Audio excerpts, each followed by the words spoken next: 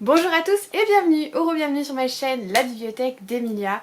Aujourd'hui on se retrouve pour ma première vidéo face cam depuis un sacré bout de temps. Il va falloir que je me réhabitue à tout ça. J'ai encore, je vous l'avais dit pendant les vlogs, ma rue en travaux.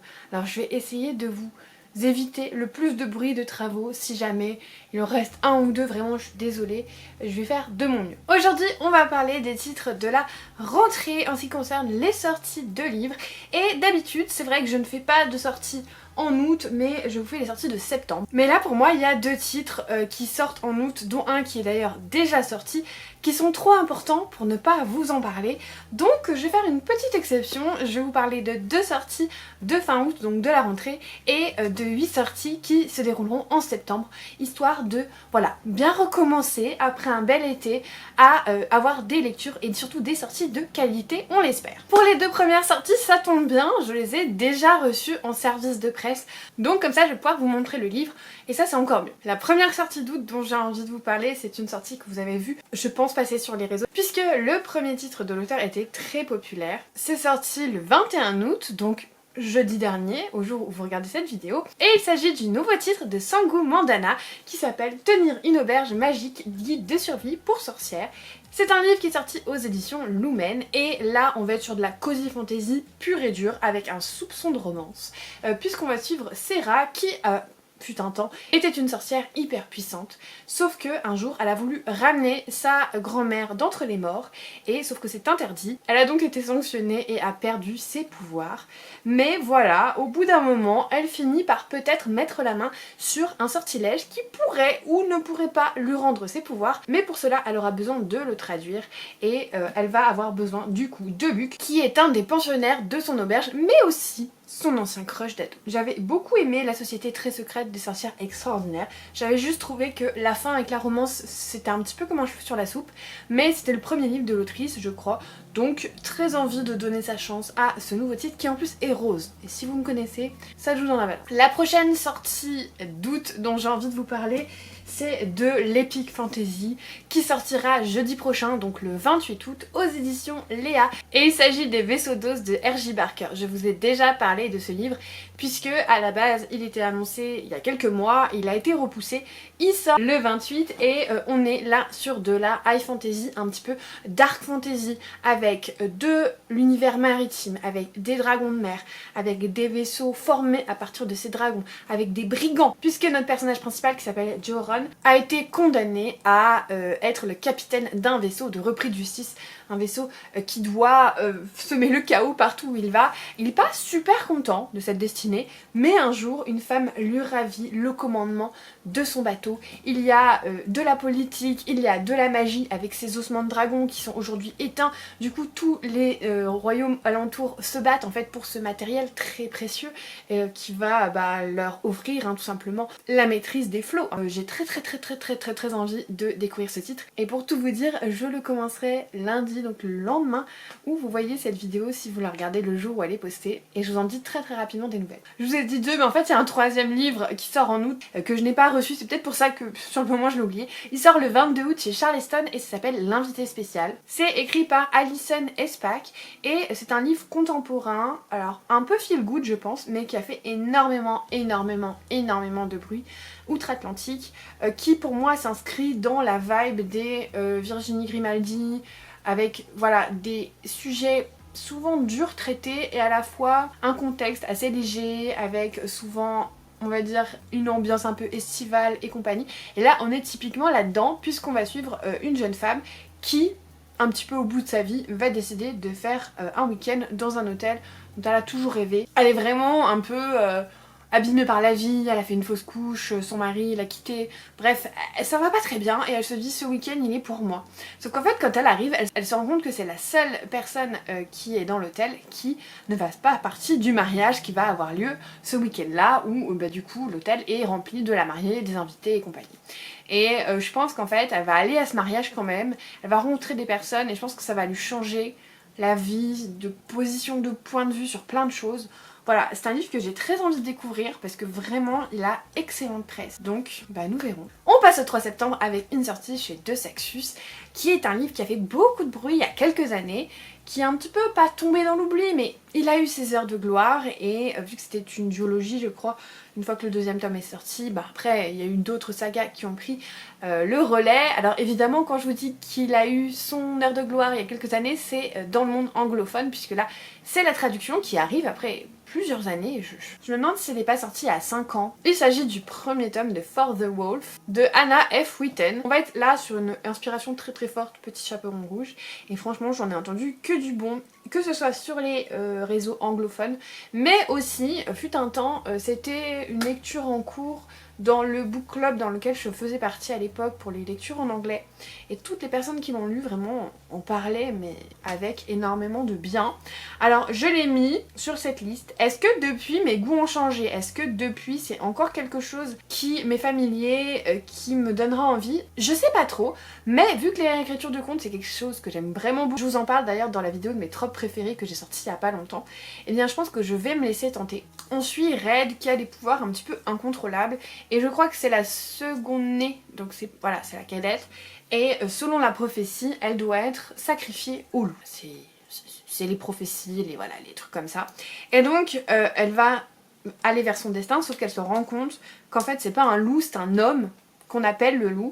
Et du coup elle va peut-être pouvoir changer la destinée du royaume. J'en sais pas plus, mais j'ai entendu d'extrêmement bonnes choses. Donc écoutez, nous verrons. Je vais me pencher un petit peu sur les premiers retours, un petit peu à chaud, peut-être voir des personnes que je connais et qui lisent, voir ce qu'elles en pensent. C'est pas un peu trop young adulte, je sais pas. Mais c'est un titre quand même qui m'a intriguée. Le 3 septembre chez Hauteville sort, voilà, des trucs très witchy, hein. Vraiment ce mois de septembre il est parfait pour l'automne je trouve au niveau sortie, puisqu'on va avoir le grimoire perdu des sortilèges. C'est écrit par Morgan Ryan. On est sur du fantastique puisque l'histoire se situe pendant la Seconde Guerre mondiale, pendant le Blitz en Angleterre, et un groupe de sorcières va proposer son aide au gouvernement. Et c'est comme ça que l'une des sorcières, Lydia, qui est donc notre personnage principal, va se mettre en quête d'un grimoire qui serait convoité par Hitler.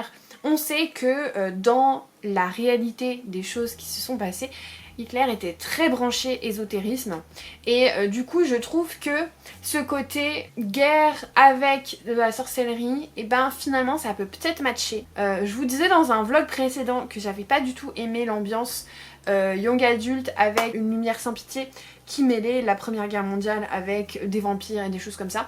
Mais là je trouve que le côté sorcellerie avec le grimoire magique finalement ça a un sens avec la Seconde Guerre mondiale et avec Hitler.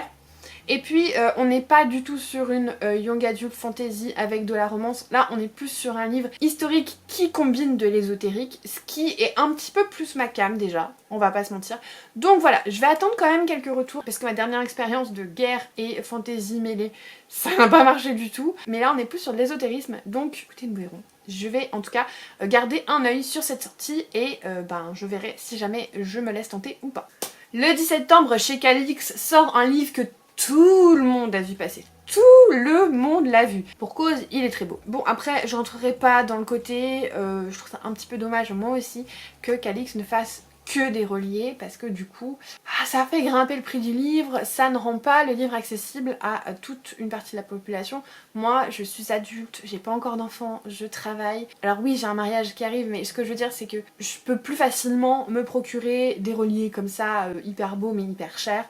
Mais je pense à la moi qui était étudiante, si elle avait envie à ce moment-là de se procurer ce livre, et bah elle l'aurait pas fait parce que c'est un sacré coût pour un seul livre. Et voilà, je trouve ça un peu dommage, mais l'objet livre quand même, on va pas se mentir, est très très beau. On va suivre Kate qui lit tranquillement, qui fait sa vie dans son café, voilà, elle est en train de passer du bon temps, de se régaler. Et il y a quelqu'un qui vient embêter la serveuse et sans faire exprès, elle le tue. Alors comment elle fait sans faire exprès, je ne sais pas, mais pas de bol pour elle.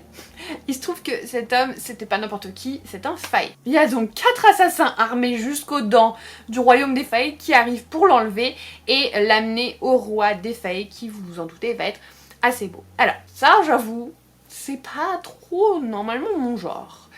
J'attends d'avoir des retours, j'attends de voir si c'est vraiment très romantisé, s'il y a du olé olé surtout, parce que je peux m'accommoder de la fantaisie dans la romance si c'est plus soft niveau scène explicite. J'attends vraiment. j'attends les avis, je vais pas me jeter dessus, ça va pas être ma priorité. Mais forcément, je l'ai vu passer, il m'a un petit peu donné envie, bref, je suis très indécise sur ce titre, donc si jamais vous l'avez déjà lu en anglais par exemple, n'hésitez pas à me faire part de vos retours, ce sera vraiment très appréciable. Le 10 septembre, cette fois-ci chez Brajlon, par contre là va sortir un titre qui coche toutes les cases pour moi. C'est le premier tome d'une saga qui s'appelle La Voix éternelle et c'est écrit par Antonia Oxon. Alors, de quoi ça va parler? On va mêler à la fois Dark Academia, épreuve, Epic Fantasy, toutes ces choses là en même temps et franchement ça me donne très envie. J'ai vérifié parce que voilà quand même, on n'est pas du tout sur une romantasy. Il y a peut-être une petite romance dans le lot, mais on n'est pas du tout sur une romantasy. On est vraiment sur de l'Epic Fantasy et ça fait du bien. Oui merci, je suis contente de revoir ce genre de titre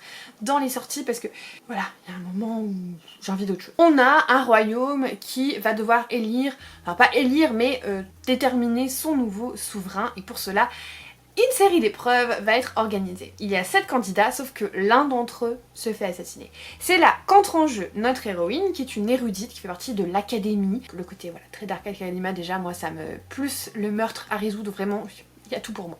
Et donc cette jeune femme va devoir non seulement réaliser des épreuves, se battre contre les autres prétendants au trône, mais aussi décrypter une malédiction qui est vieille de je ne sais pas combien d'années. Bref, ça a l'air excellent. Et surtout, c'est extrêmement bien noté. Pour vous faire une idée, sur les sites type Goodreads, qui utilisent des notations sur 5, en général, pour la sortie d'un premier tome d'une saga, il est très rare de dépasser, on va dire, 3,9 étoiles sur 5.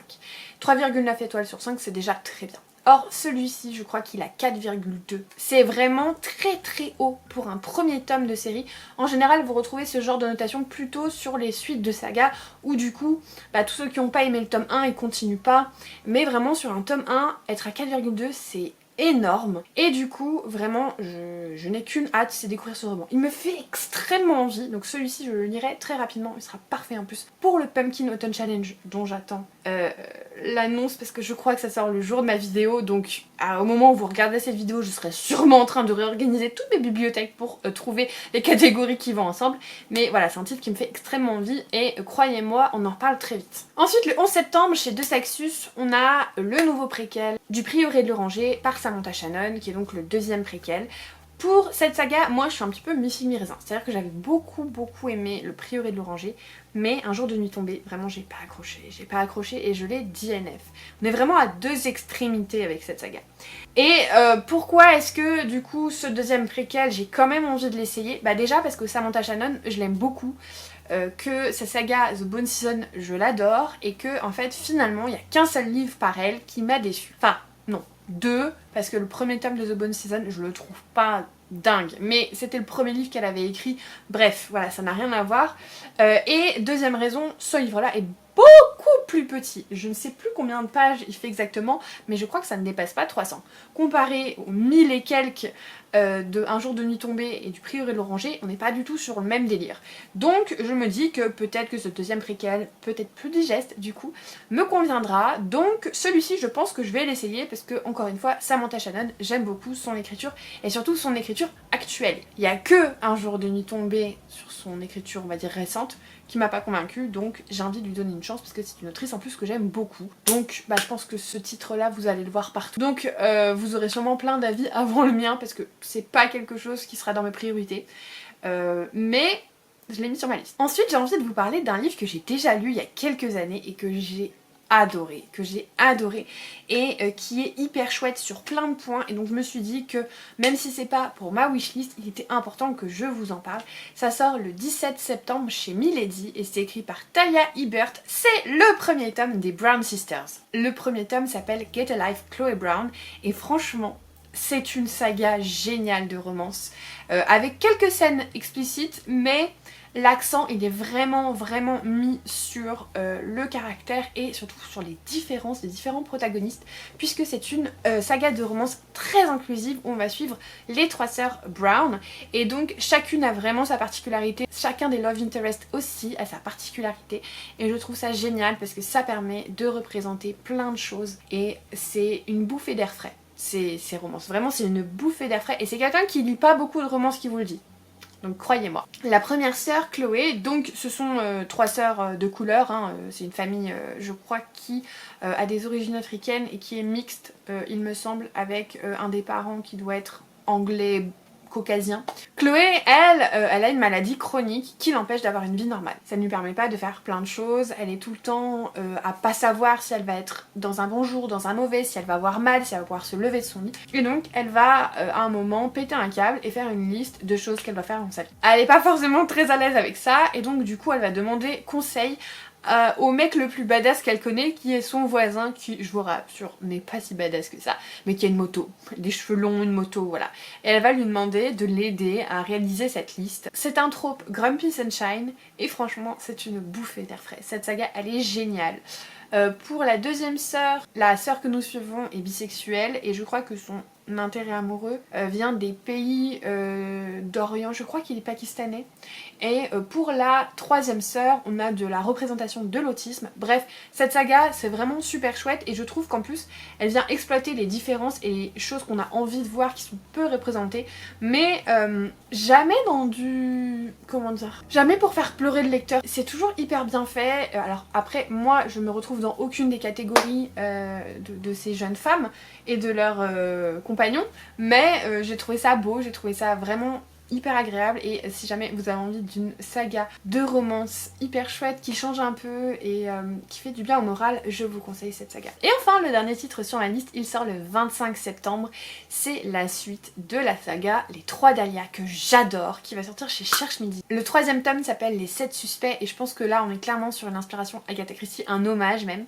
De quoi ça parle, Les 3 Dahlia? C'est vraiment, je pense, une de mes sagas préférées en Cozy Mystery, si ce n'est, je pense, ma préférée, parce que je trouve qu'elle est vraiment très qualitative.